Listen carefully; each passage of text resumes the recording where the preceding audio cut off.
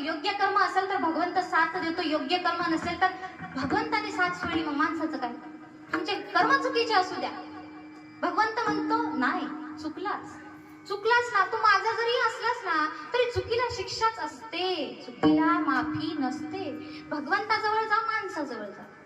केले कर्म झाले त्याची भोगाले, केले कर्म झाले त्याची भोगाले, केले कर्म झाले त्याचे भोगाले, केले कर्म झाले त्याचे भोगाले. उपगले गेले ऐसे किती, उपगले गेले ऐसे किती, अरे मुक्ती गाता हर बड़े कृष्णा, अरे मुक्ती गाता हर बड़े कृष्णा.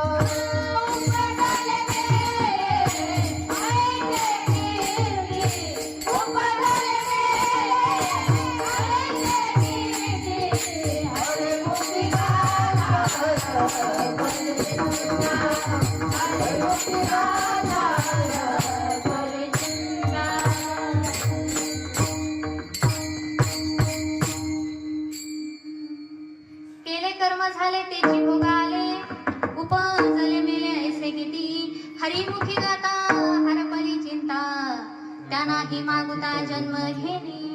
केले कर्म झाले तेची भोगाले, म्हणून दुःख आल्याच्या नंतर भगवंताजवळ रडत जाऊच नका, काहीच अधिकार नाही जाण्याचा. कारण कुणाला तरी आपण दुःख दिलंय म्हणून आपल्या पदरात दुःख आले. कारण आंबा लावल्याच्या नंतर आंब्याच्या झाडाला आंबाच येतो ना, तसं आपण एखाद्याला दुःख दिल्याच्या नंतर आपल्याला सुख भेटावं ही अपेक्षा मुळात चुकीची. त्याच्यामुळे आपण जे करतोय, आपण जे कर्म करतोय ना, त्यावेळेस मनाला सांगा हे योग्य आहे का अयोग्य आहे, त्याच्यानंतर कार्य करा ना. तुम्ही सत्याला काहीतरी मदत करत असाल, तुमच्यावर दुःख येईल, कोणीतरी मदत करेल.